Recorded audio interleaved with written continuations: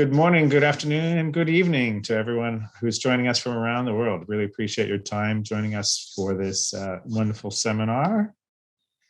And first, thanks to our partners, CAE, the Council for Aid to Education, for helping to make this possible. As we begin, I'd like to acknowledge the traditional custodians of the lands on which we meet today. For me personally, here in Melbourne, Australia, it's the Bunwarong people of the East Kulin Nation, and I pay my respects to their elders, past, present, and emerging. So we have got a great session lined up for you today. You'll hear presentations from each of the three panelists, then we'll open it up for questions and answers. And so really appreciate everyone's attendance today, and feel free to drop any questions into the Q&A. Shorter questions you can also drop into the chat. We may get a chance to address those as we go, but we'll certainly allow time. We've allocated enough time at the end for some great questions and answers. And what you'll be hearing is first from Professor Kevin Ashford-Rowe on career readiness at the Queensland University of Technology, and then Dr. Doris Zahner discussing measuring learning outcomes, and then I'll have a few words to say about the importance of personalized evidence. So our panel today, fantastic opportunity, and thank you both for joining us. Professor Kevin Ashford-Rowe is a Pro-Vice-Chancellor of Digital Learning at the Queensland University of Technology. He's the institutional lead for digital learning, and he also leads the university's Learning and Teaching Unit. And Dr. Doris Zahner is the Chief Academic Officer at CAE, the Council for Aid to Education, where she is the Chief Academic Officer, where she provides thought leadership and oversees all research and development studies pertaining to CAE's performance-based assessments. Thank you both for joining me today. Thank you. Without further ado, I think let's dive right into it. So Kevin, we'll turn things over to you. Thank you very much, Dan. And while we're moving to the first slide, I might also acknowledge the traditional owners of the land from which I'm coming, which are the Turrbal and Yugara peoples. And we're on QUT's Kelvin Grove campus, which has for 60,000 years continuous inhabitation, been a place of both learning, gathering, research, and community engagement. And I pay respects to their elders, past, present, and future. So the topic, ostensibly in a broader sense, is in and around micro-credentials and their place and how we're looking to manage the struggle. What I probably should say is that, just to give colleagues outside of Australia some context, QUT is a university that sits across two campuses. We are a large unit. Most of the 40 public universities in Australia are large. We're one of two or three that has more than 50,000 students enrolled. We have two physical campuses, and in fact, we actually have three campuses, because our third campus is our digital campus, which sits across both of those campuses. We're very strong nurse educator, teacher educator. We're also very strong in sciences, engineering. And our tagline is that we are the university for the real world. And that's been a very strong brand proposition for us for many years in the Brisbane and the Australian market. And it's something that's very much integrated into our DNA. So it's more than a tagline. It is part of what we think about and how we operate. So from a career readiness perspective at QUT, there are a number of angles that we can take this from. And I spoke initially about being the university for the real world, and a large part of our proposition as a university that has an awful lot of students who come from less traditional backgrounds and maybe don't necessarily have the cultural capital that you would expect from being third, fourth, even second generation university participants. We have an awful lot of students who don't have that and who are first in family. So we recognize that lots of our students select QUT because they actually they perceive us as a university that is going to prepare them and set them up for a career. that we're going to give them the education and the training and the broader skill sets that are going to enable them to succeed beyond university. A large part of that for us is nested in our approach to work integrated learning. So and this is part of us looking to ensure that we act true to our mission of being the university of the real world. So we make a pledge that every student at QUT will be involved in a work integrated learning experience, which means that they will have an opportunity to go out into a workplace and at some point in their education, take their skills into that workplace and understand what it means to make that transition from the world of higher education to the world of work. As you'll understand, that can be challenging, and it requires an awful lot of effort and community engagement.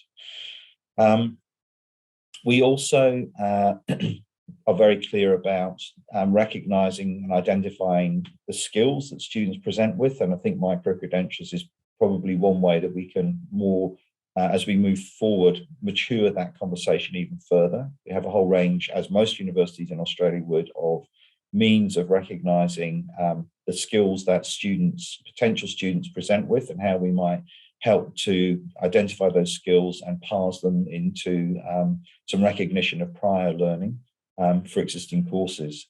We have strong connections with industry across all of our discipline areas, and one of the things that we do look to do from that perspective is think about how we take those industry connections and think about how we obtain benefits from those industry connections, not just in the learning and teaching space, or not just in the research space, but also through into the learning and teaching space as well. So I think it probably is true to say that we are educating for the workplace. I've been here now for 3.5 years. One of the things that struck me when I first arrived was how deeply the notion of being the university for the real world actually was embedded into systems and processes. We have a commitment that every unit will contain authentic assessment, or authentic assessment will be used in at least part of the assessment regime for students. And we have a curriculum mapping tool that allows us to workflow the curriculum design process through to what's being taught using the learning management system. And actually, you do find that you are able to track the amount of authentic assessment that is being used through the university. And to me, that was something that I found quite remarkable when I first arrived here, that not only were we saying that we were doing these things, but we were able to track and identify through the curriculum where that was true. All of this, of course, is a constant work in progress, something that we're constantly reflecting on, thinking about. And then you have a new challenge like micro-credentials that suddenly arrive in the sector. And part of the challenge for us is thinking about where and how we both integrate those approaches to micro-credentials consistently into our current experience, and also think about how some of the ways that we currently do business might be shaken up, or to use Clayton Christensen's phrase, disrupted by the advent of micro-credentials. So I think I'm ready for the next slide, actually, Dan. So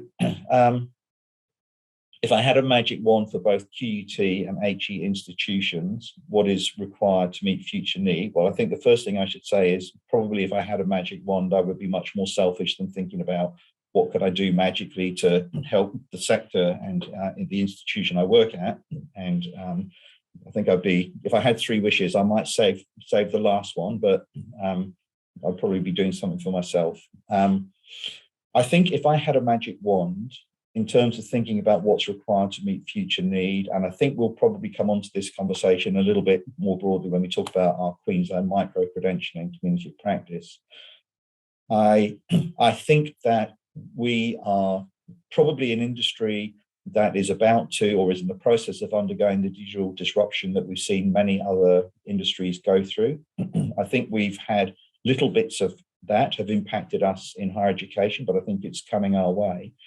I think if I had a magic wand, what I would really like to see would be joined up tertiary ecosystems that enabled students to move seamlessly from school education through to the workplace, being able to demonstrate and evidence what they'd achieved from a curriculum perspective, as well as maybe from a broader perspective through their pre-tertiary experiences in schools, and that can include employment beyond schools, and almost, if you like, create portfolios that had clear and consistently agreed value that enabled them to present those to different institutions and organizations where they could add to.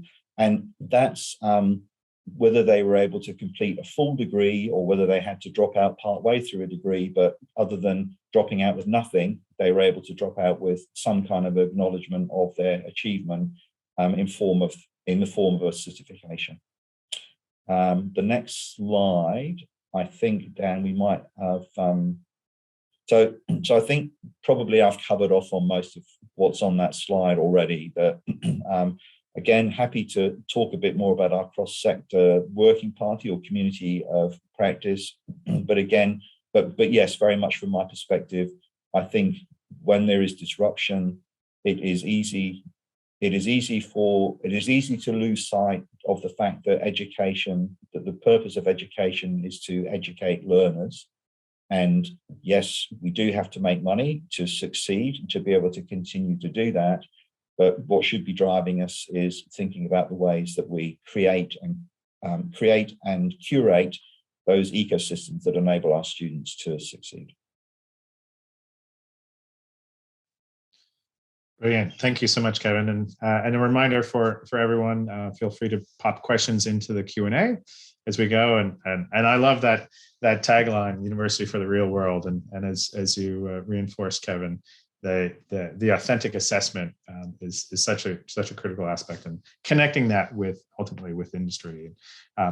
One assessment is at the heart of what Doris will be talking about next.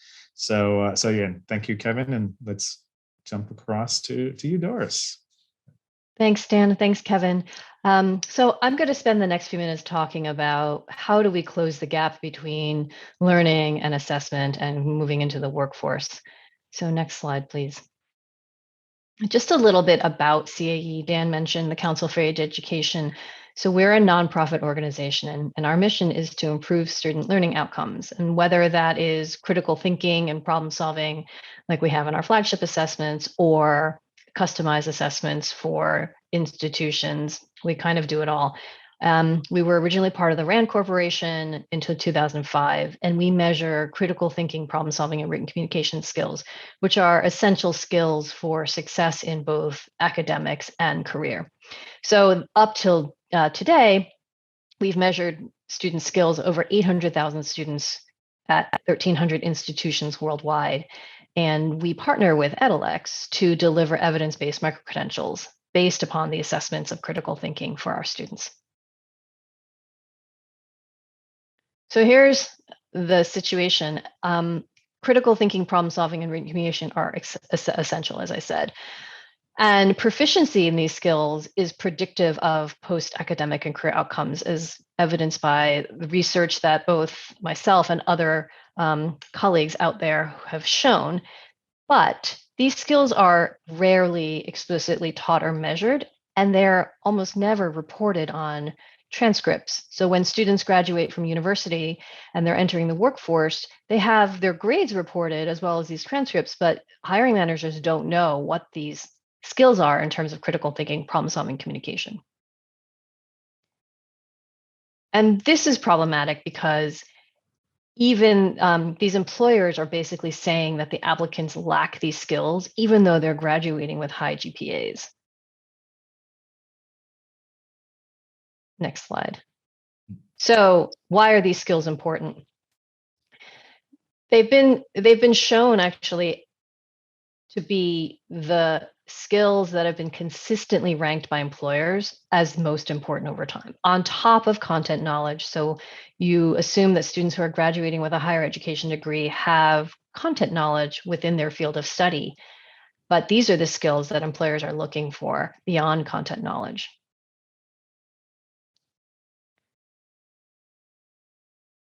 So I'm going to actually be talking about these students in a little bit. We surveyed 552 students at a leading US business school from a public university. So these are undergraduates entering. And we surveyed them. 95% of these students basically said that critical thinking and problem solving are valuable for their careers. But there's a gap in what students and employers want and what the current reality is. So this is from a survey of 64,000 managers that PayScale ran.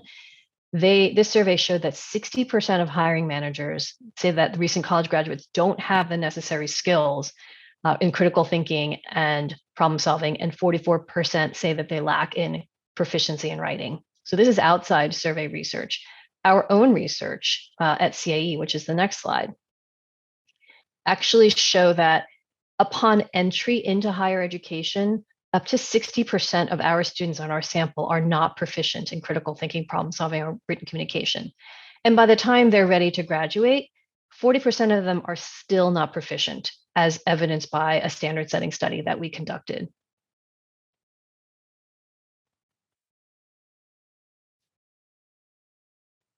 And the research also shows that students who do better on CAE's higher education assessments of critical thinking and problem solving are more likely to have positive academic and career outcomes, as measured by higher cumulative GPA at the end of their senior year, so as they graduate, and also positive post-university and career outcomes as measured by employment, salary, graduate school enrollment, and employer ratings. So we followed a set of students, about 1,000 of them, for a year post-graduation to see where they were in terms of their careers. And we found that there was an association between better critical thinking skills as measured by our assessment and better outcomes after they graduated.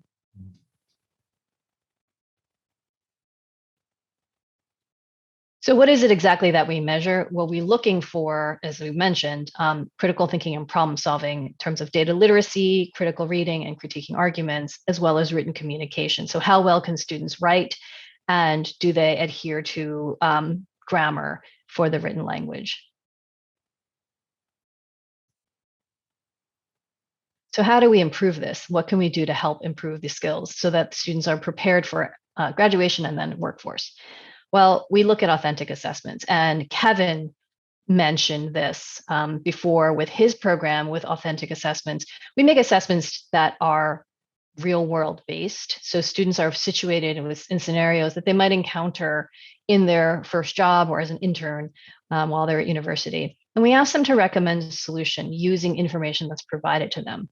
But what's very unique about the assessment itself, but sort of emulating the real world, is that there's no single right answer. So just like in the real world, you might encounter a problem that's very complex and there's not a single right answer, but how you justify your solution and recommendation is really what is being measured.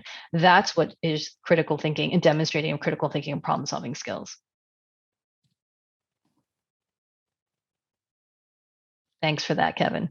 And here's just an example of a performance task in case people wanted to see a concrete piece. So students, again, are put into a scenario. So they were just hired as a consultant for a transit authority, and there was a big storm that came through that damaged the commuter rail, which connects two cities across a river. And the students have to make a decision as to whether they should completely shut down this commuter rail for 3 months or do a partial shutdown of nights and weekends, which will last 7 months. So it's a decision and a trade-off that they have to make. And they're presented with all this information in terms of documents with, things like alternative measures of transportation, the population that's being affected. And there's no right answer. It's really just about how do they think about the problem and how do they justify their decision given the information that they have. So they're supposed to use evidence from the documents to support their recommendation. So this is just an example that the students might see in terms of a performance task. And then I wanted to actually show a specific case study. So this, the set of 552 students that I mentioned at the beginning of my talk is from Texas A&M, the Mays Business School. So this is an undergraduate program, and their goal was to improve the ability of students to think critically and problem solve, right? So they want to be able to, they know their students are graduating with content knowledge, but they want to be able to prepare them for the workforce, specifically in critical thinking. So the way that we've done this, the program is they're assessing all incoming students to have a baseline in terms of where they are in their skills. The students are issued individual reports, and then the assessment data are reviewed to determine where the specific areas are to focus in the classroom. And then there's instruction and curriculum provided to the students based upon the results of the assessment. And then students in class practice and apply each skill and subskill over using a performance task or a case over several weeks that aligns with this instruction that's provided. And at the end of their program, they're reassessed using a similar assessment and provided with a micro-credential. So by the time they graduate from their program, they should have these critical thinking skills and have evidence to demonstrate these skills beyond just a transcript, because those aren't reported on their academic transcripts. And I think that's it for me, Dan. So just a summary. Just making sure that we understand that these assessments should be authentic and reliable. And there's a way to do it that's not a multiple choice paradigm. We want to help students improve their skills. Instructional materials are very important to help develop and support these skills. And then professional development, really helping faculty understand the importance of having these skills, teaching these skills, and ways in which we could enable the students to learn. And then lastly, these micro-credentials, which helps for students to show evidence of their skills, and then they can showcase that they're prepared for their next step. Fantastic. Thank you so much, Doris. And again, I see we've had a few comments in the chat, which is great. And thank you, Kevin, for sharing that link. And as well as we go, feel free to add your questions into the Q&A. I can see some are coming through already, which is fantastic. And then in a few minutes, we'll open up for a Q&A session. Well, so again, thank you both, Kevin and Doris. I'd like to build on some of the themes that you've heard from both of them. And you heard them both talk about the importance of skills, clearly, the importance of authentic assessment. I'd really like to extend that and thinking about into the space of skills recognition and building on the fantastic research that you shared, Doris. Last year, we commissioned some market research of more than 1,000 graduates in the US. And we at its heart, we asked them one simple question: how comfortable, how confident are you in sharing information about your skills? Not your degree program, not what courses you took, but your skills. And the on one hand, surprising but perhaps not shocking result was that only 33%, only a third of those university graduates felt comfortable voicing their skills. And when we think about the skills shortage that we see around the world, and all the challenges, Kevin, that you were talking about, the importance of the real world and that education, and Doris, what you flagged around the criticality of those skills. Even those who do have them, many of them still don't have a voice, and that's what is really a key driver behind our mission at Edalex. So we really see that skills are those building blocks that enable people to demonstrate that they have the capabilities to succeed and thrive in the workplace and make a meaningful difference. That's important. So what we think about is that authentic assessment that's happening through CAE, that's happening at QUT, that's happening at colleges, universities, high schools, or formal, informal, non-formal learning around the world. How do we surface that data? And there's a concept called dark data, which means it's based on the concept of dark matter, that we know it exists, but it's untapped. We're not really sure what exactly is in there. And that, with our Credentialite platform, is around surfacing that dark data, bringing those insights to light, and ultimately supporting that learner.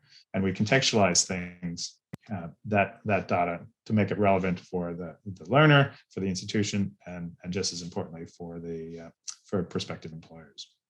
And this ultimately is around learner agency, and I'll dive into a number of these topics next. When we talk about skills and the skill-based ecosystem, there's a relatively new concept that's getting more and more traction, which is called RSDs, or rich skill descriptors. And these really are the building blocks working to define and clarify what we mean when we talk about a skill like critical thinking or teamwork. What does that mean? For each of us here, we'll have potentially a different understanding, different context for that. So, rich skill descriptors is initially an effort coming out of the Open Skills Network, and Western Governors University has been a fantastic champion of this. But we're seeing traction and adoption and awareness around the world. Here in Australia, there's a recent report by Martin Bean and Richard Dawson for the National Skills Commission that highlighted RSDs and the fantastic potential for them to build that foundation that we can then connect in and reference these RSDs. And for those who are interested in learning more about RSDs, there's an open global library that we've made available at openrsd.com. And there you'll find rich skill descriptors created by the likes of Western Governors University, the University of Melbourne, Education Design Lab out of Washington, DC, Intrinsic Learning here in Australia, and more to come. So great opportunity to freely access those, free for others to contribute as well. So it's a fantastic resource that we hope will help rise the rising tide for all of us around the world, and make sure that we are speaking the same language, both from a human perspective, obviously, but also very importantly for the machine readable context where applicant tracking systems are actually it's AI that's reviewing most learners' CVs for prospective roles.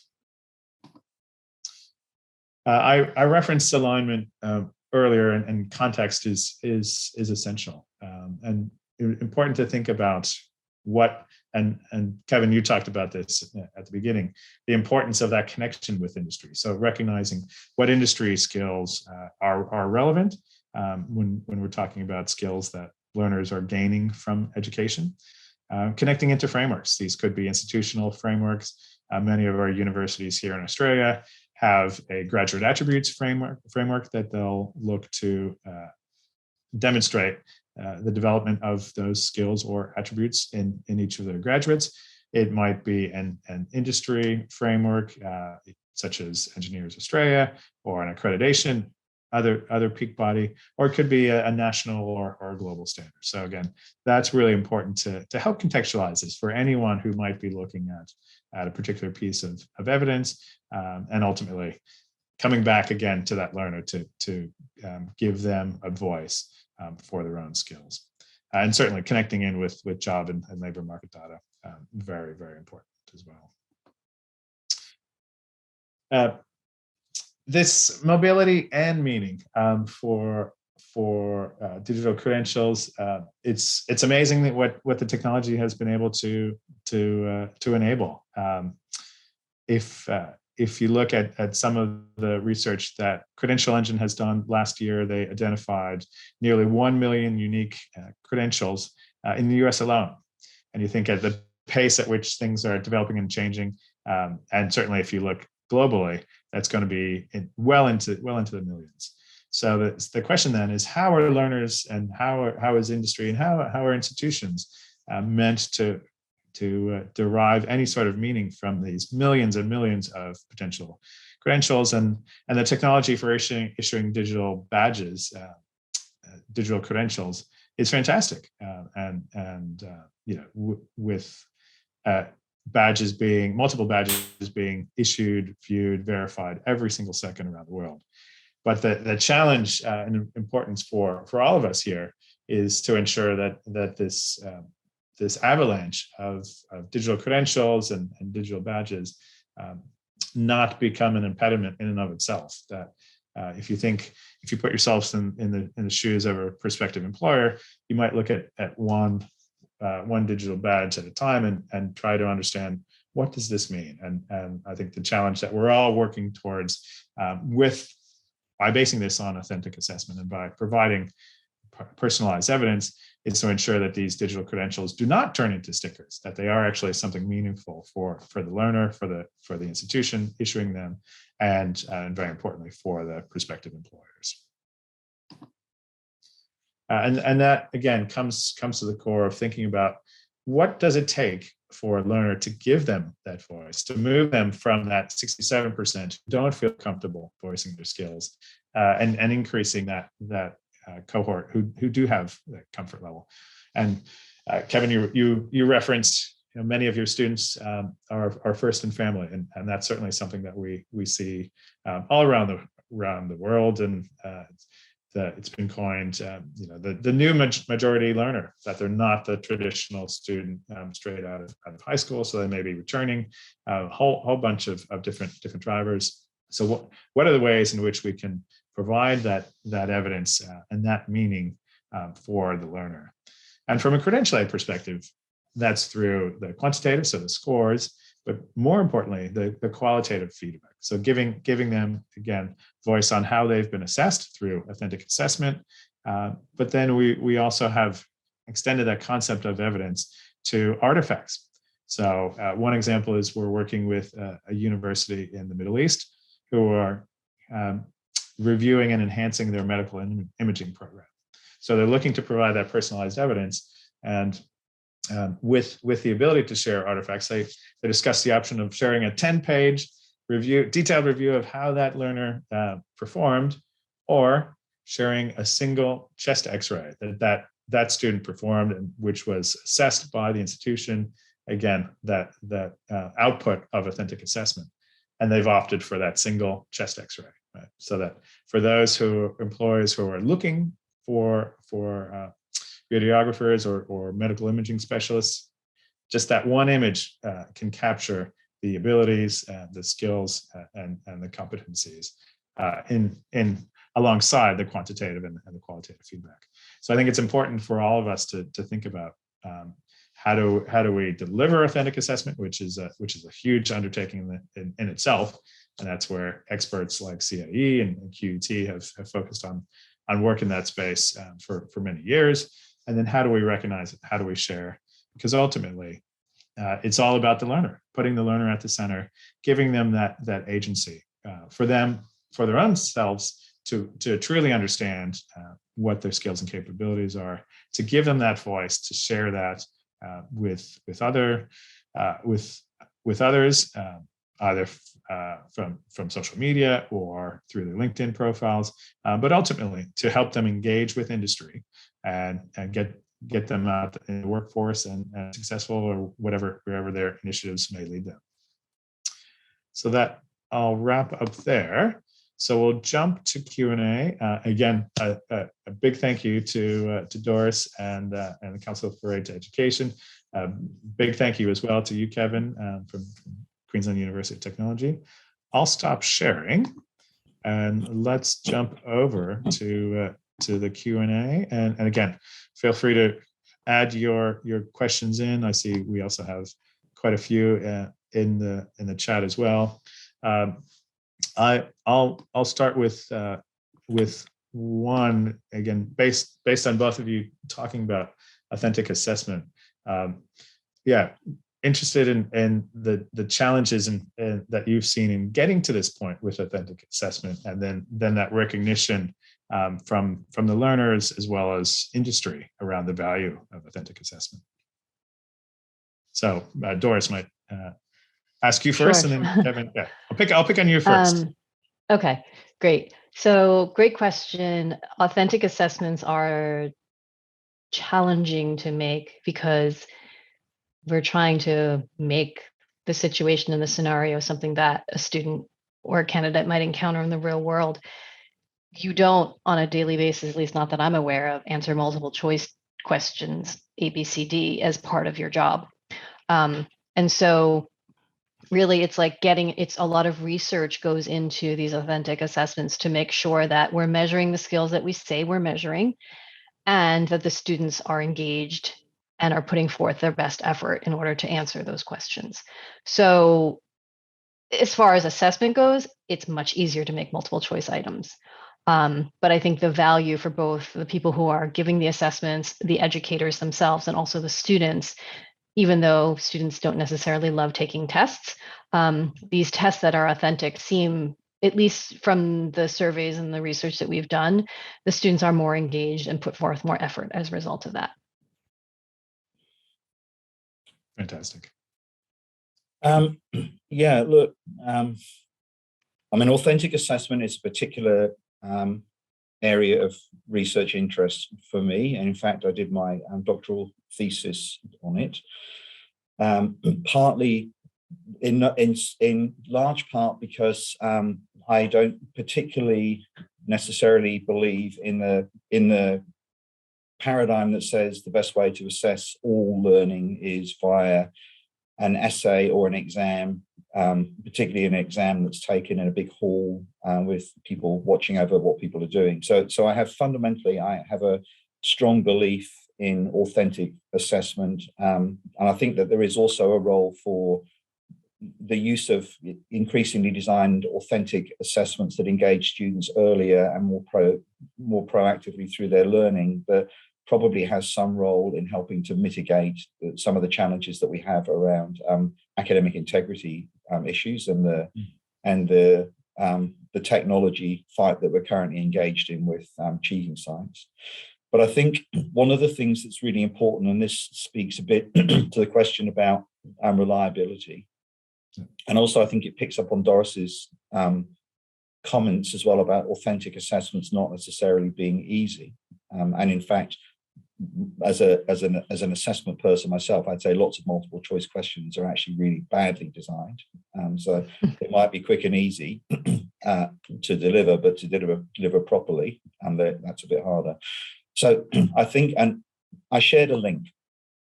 That is a link to a website that, in the interest of full disclosure, I run. I don't make anything from it. It's an outcome from the research I did. And the research I did was really centered around, if we think that authenticity in assessment is important, and we do generally, there must be ways that we can more subjectively measure what is authentic about a particular assessment that we share, that we develop.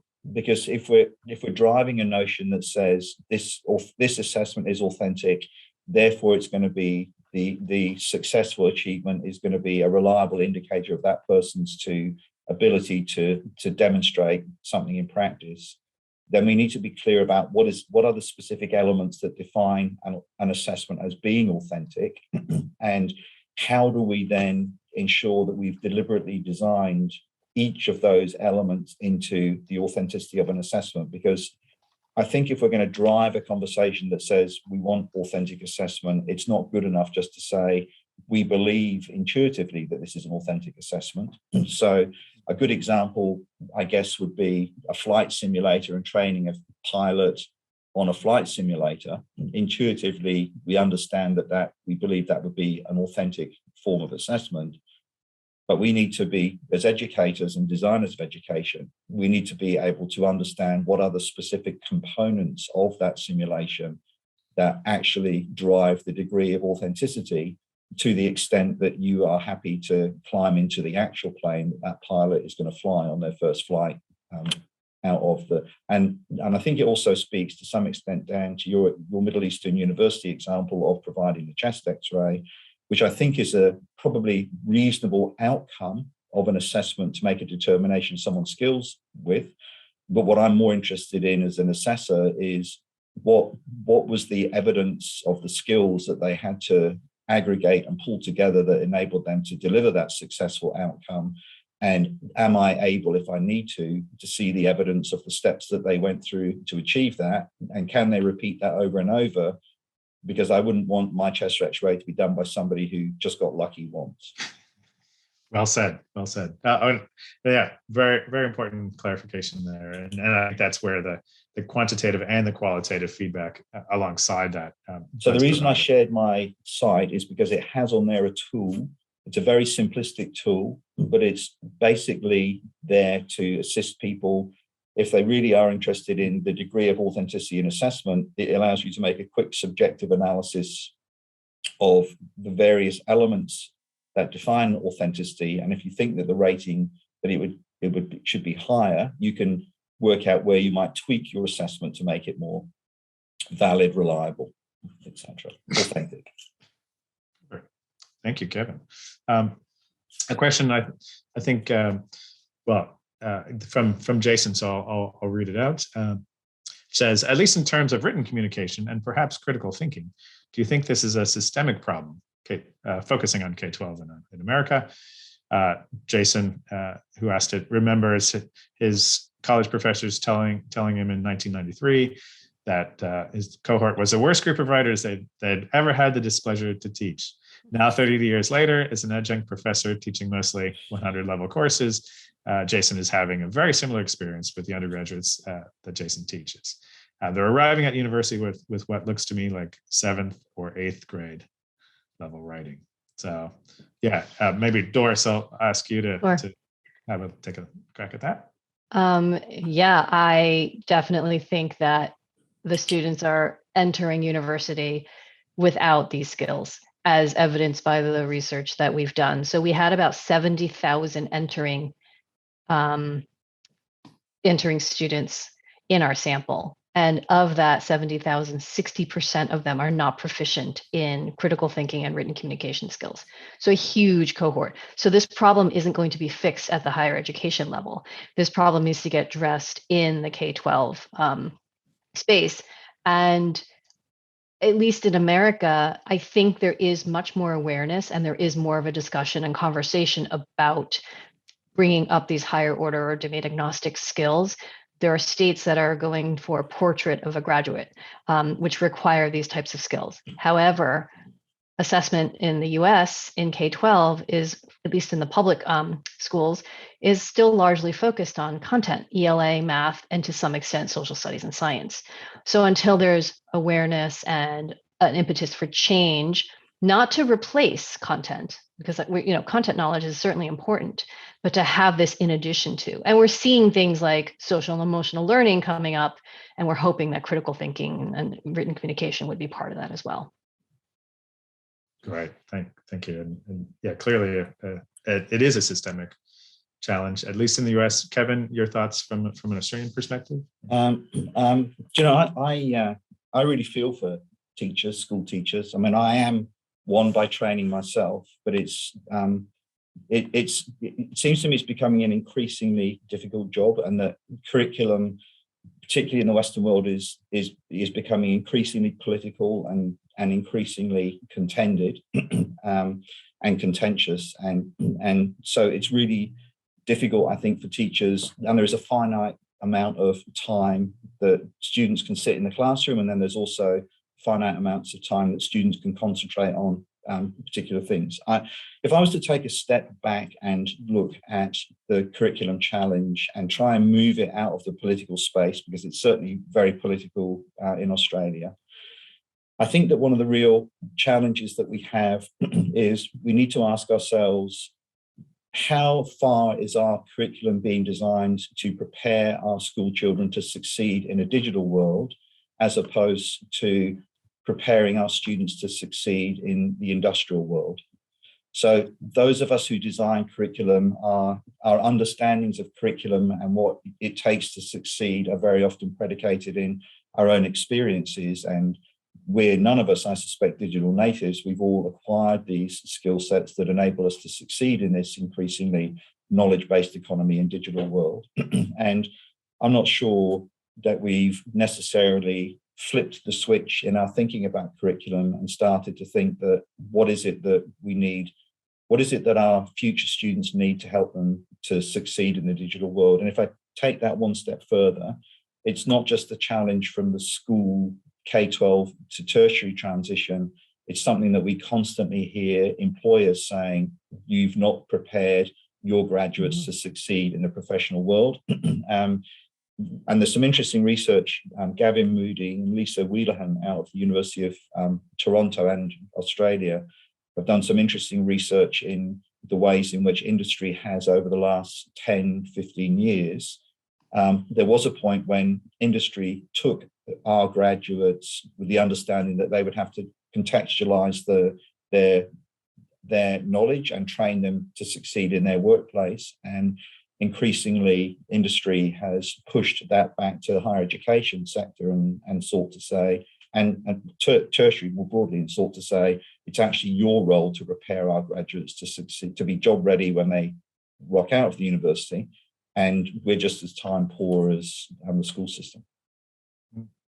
And that dovetails in nicely with, I think probably that we have time for one last question from the audience, which was a question for you around what is the appetite from an institutional perspective for recognizing and representing employability skills, either through performance-based testing or other means?